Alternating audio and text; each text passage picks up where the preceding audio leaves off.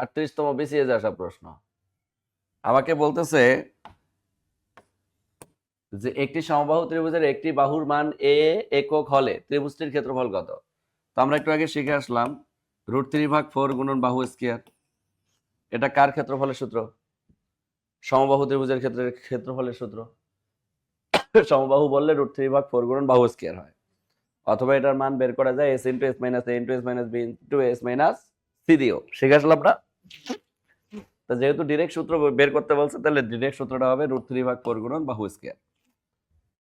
এই যে ক্ষেত্রফলের সূত্র √3/4 গুণন বাহু স্কয়ার।